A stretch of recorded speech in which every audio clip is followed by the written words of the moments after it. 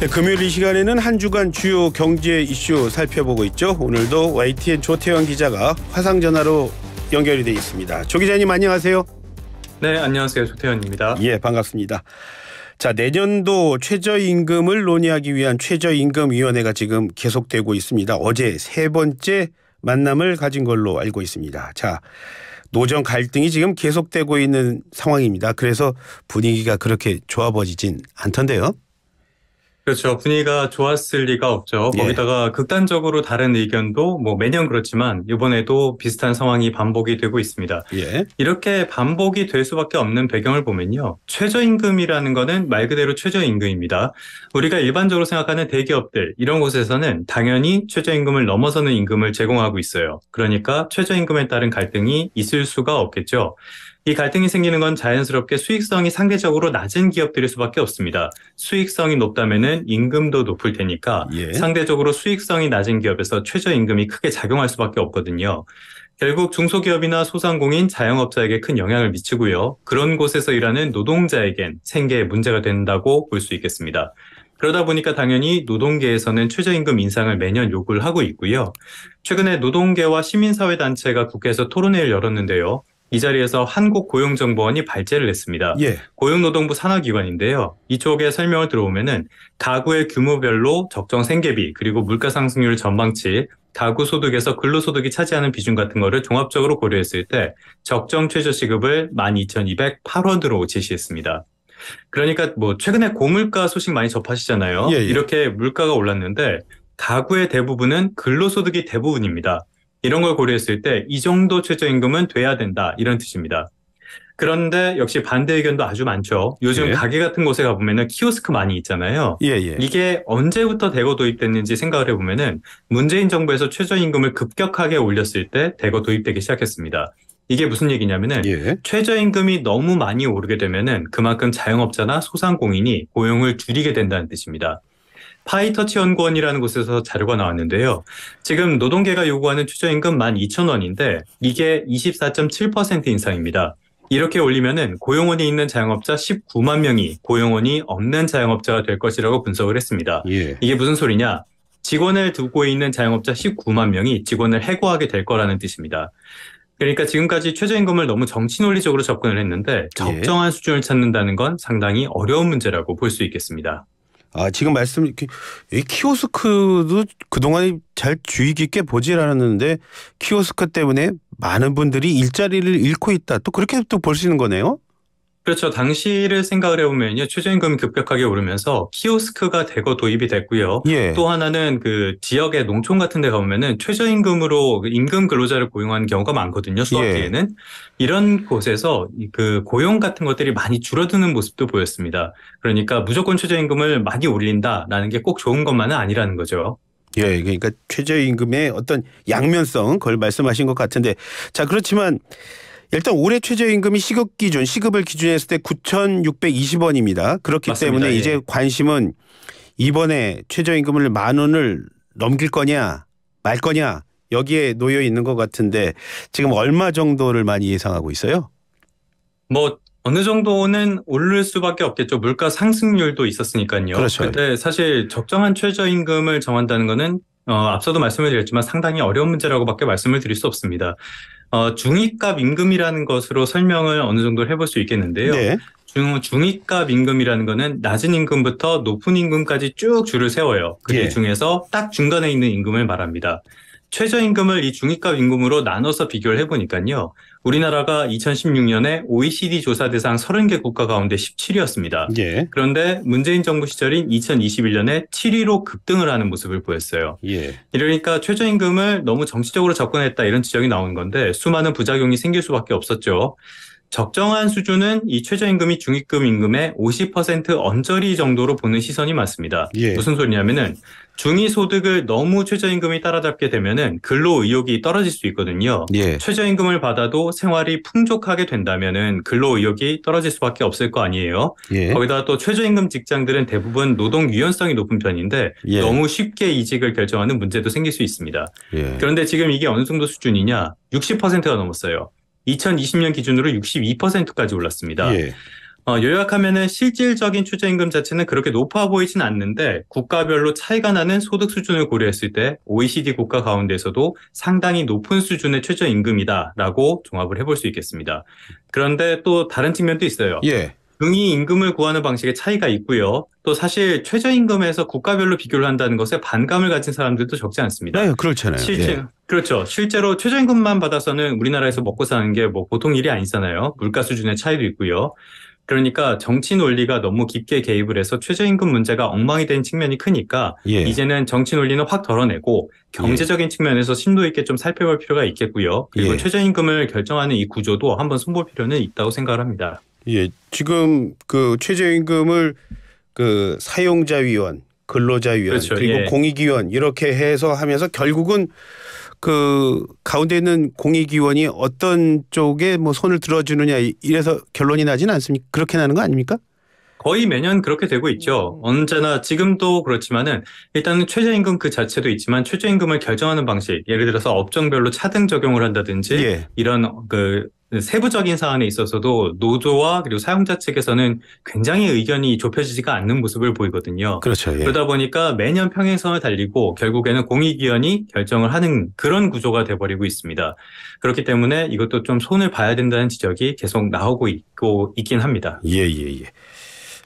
그 적절한 시점에 이게 결론이 나야 되는데 항상 어느 때는 또 그 최저임금을 결정하는데 너무 고민이 커가지고요. 그래서 그렇죠. 이거 뭐 회차까지 계속 연결하면서 그런 일이 많이 벌어지고 있잖아요. 이번에는 뭐 그 법정 시한 지킬 수 있을까요? 글쎄요, 그거는 어떻게 좀 판단하기가 어려운데 지금 분위기로 봤을 때는 이번에도 역시 노정 갈등이 지금 거의 극한까지 심각해진 상황이기도 하고요. 거기다가 뭐 말씀드렸다시피 업종별로 차등으로 최저임금을 정하는 거, 그리고 최저임금을 얼마나 올릴 것인가, 이런 모든 측면에서 거의 그 의견을 좁힐 여지가 그렇게 크지는 않아 보이기 때문에요. 이번에도 뭐 제때 뭐 시간 맞춰서 한다, 이걸 기대하기는 그렇게 쉬운 일은 아닐 것 같습니다. 예, 말씀하신 대로 지금 갈등이 너무 큰 상황이라 또 그런 걱정을 조 기자님도 하시는 것 같습니다. 자, 요즘 주식시장 살펴보니까요, 조선 업체들의 주가가 좀 빠르게 오르고 있더라고요. 맞습니다. 주가가 그렇게 조선 업체를 중심으로 해서 오르는 데는 물론 이유가 있겠죠? 물론이죠. 세상에 이유가 없는 그 결과는 없겠죠. 우리가 많이 이야기를 하는 게 조선업체들, 그중에서 빅3라고 하는 회사들이 있습니다. 예를 들어서 삼성중공업이 있고요. 그리고 이름이 하도 자주 바뀌어서 헷갈리는데 HD 현대중공업이 있습니다. 그리고 최근에 한화오션으로 이름을 바꿨죠. 대우조선해양. 아직도 상장명은 대우조선해양으로 되어 있는데요. 이 회사들의 주가가 다 많이 올랐습니다. 보면은 삼성중공업이 지난 4월 마지막 날에 5,680원이었거든요. 근데 어제 종가가 6,570원. 그러니까 15% 넘게 올랐고요. HD 현대중공업은 10만 9,600원에서 12만 7,300원. 그러니까 16% 올랐습니다. 대우조선해양은 조금 덜 올랐는데 8%쯤 올랐어요. 아무래도 뭐 인수합병 이슈도 있고 그래서 그랬을 것 같은데, 아무튼 최근에는 외국인 매수세가 이 조선 쪽으로도 집중이 되면서 조선주가 상당히 힘을 받는 분위기입니다. 최근에 주식시장을 보면은 반도체, 2차 전지, 여기에 이어서 조선주, 방산 이런 것들도 많이 주목을 받고 있는 분위기예요. 조선사가 지금까지 상당히 좀 어려운 시간을 겪었는데요. 여러 가지 이유가 있습니다. 그 이유 가운데 하나를 좀 대표적으로 꼽자면은 저가 수주 문제를 꼽을 수 있다고 생각을 합니다. 이 조선업이라는 게 주문이 들어오면은 주문 왔네, 내일 택배로 붙여주자, 이런 사업이 아니잖아요. 만드는데 상당히 오랜 시간이 걸리고요. 그렇기 때문에 이게 상당히 긴 시간 동안 실적에 영향을 미치게 됩니다. 그런데 저가 경쟁을 해왔으니까, 출혈 경쟁을 해왔으니까 이 여파가 실적에 오랫동안 남아있었던 걸로 볼 수 있겠어요. 그러면 왜 저가 경쟁을 했냐? 이것도 여러 가지 이유가 있는데요. 대우조선해양도 그 이유 가운데 하나입니다. 대우조선해양이 지금은 한화라는 새 주인을 찾긴 했는데요. 오랫동안 산업은행의 관리를 받아왔잖아요. 그러면은 어떻게 하겠어요? 뭐 자금 수혈도 받고 이렇게 하려면은 여러모로 실적이 있어야 됩니다.